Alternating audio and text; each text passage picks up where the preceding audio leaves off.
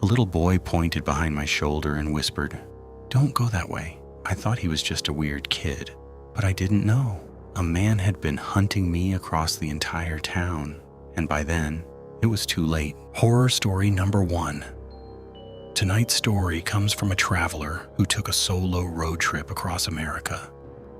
What started as a dream adventure turned into one of the most disturbing experiences of his life.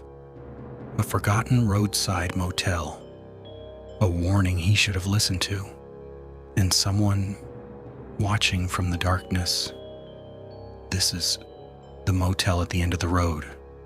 I had always wanted to take a solo road trip across America. For years, I watched travel videos online, endless highways, small towns, places that most people drove past without ever noticing. There was something exciting about being completely alone. No schedule, no tour group, no friends, just me and the road. So after saving money for nearly 2 years, I finally did it. I rented a car in Chicago, packed a backpack, booked a few motels, and started driving west. At first, it was exactly what I'd imagined. Every day felt like an adventure. I visited old diners, abandoned landmarks, quiet towns hidden far from major highways. For the first week, nothing unusual happened. Honestly, it felt safe, almost relaxing. Then, on the 8th night, everything changed.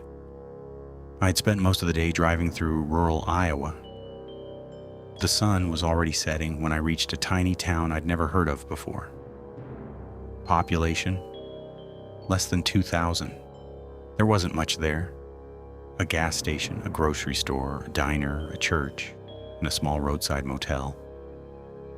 The motel looked old, not abandoned, just forgotten. The kind of place people only stayed at when they had no other choice. I checked in anyway.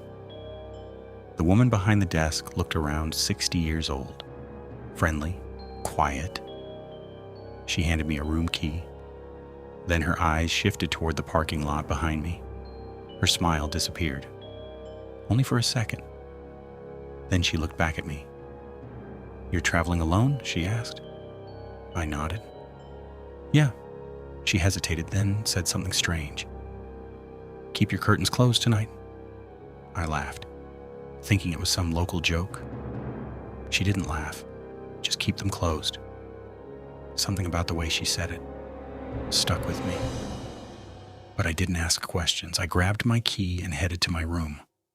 Room 12. At the very end of the building, the last room, closest to a large empty field behind the motel. The room itself was normal, a bed, a television, a desk. Nothing unusual. I ordered food from a nearby diner and spent the evening watching TV. Around 10 p.m., I remembered what the woman had said. Keep your curtains closed.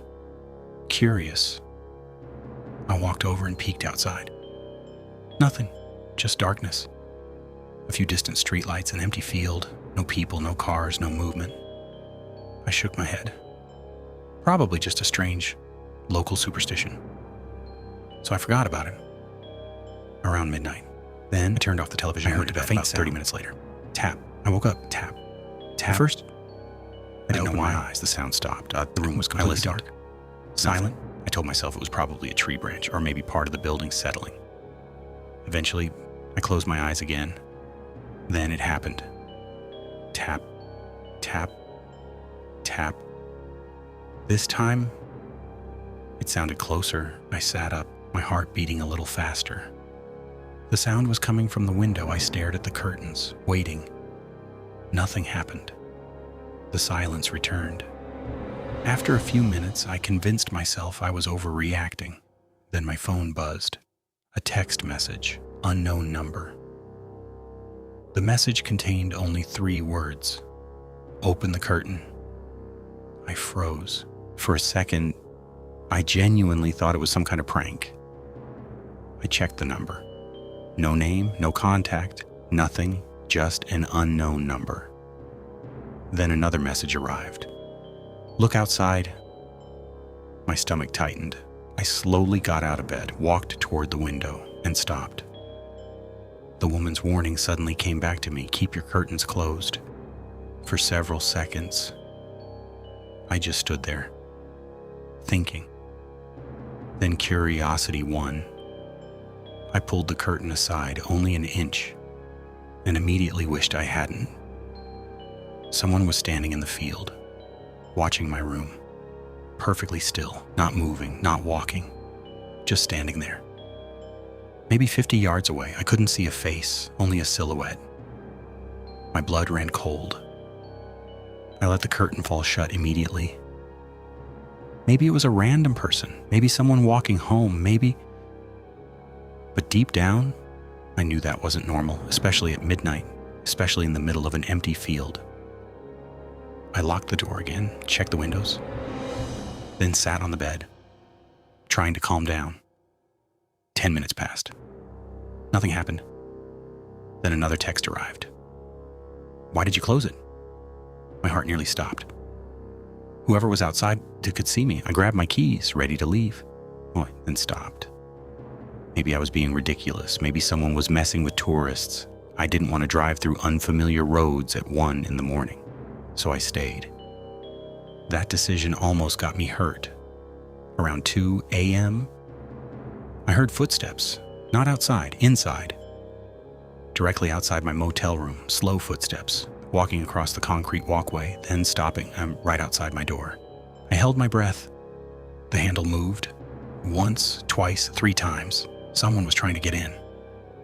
I quietly grabbed a chair and wedged it under the doorknob. The handle stopped moving, then silence. For nearly 5 minutes, nothing.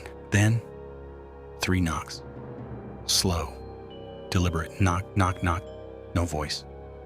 No explanation, nothing. Just knocking. Eventually, the footsteps walked away. I didn't sleep at all that night. The moment the sun came up, I packed my things, loaded my car, and went to the front office. The woman behind the desk looked exhausted, like she hadn't slept either. I told her everything, the texts, the person in the field, the doorknob, the knocking. She listened quietly, then she asked a question. Did you open the curtain? I nodded. Her face immediately fell. Then she sighed. You're not the first. Those words hit me hard. I asked what she meant. She explained that for months, travelers staying alone had reported seeing someone watching their rooms from the field, always at night, always from a distance. Police had investigated multiple times, but nobody had ever been caught. No one knew who it was or why they were doing it. Then she said something that made my skin crawl. The people who open the curtain, she paused, usually get a visit. I stared at her. What kind of visit? She looked away. I think you already know. I left immediately.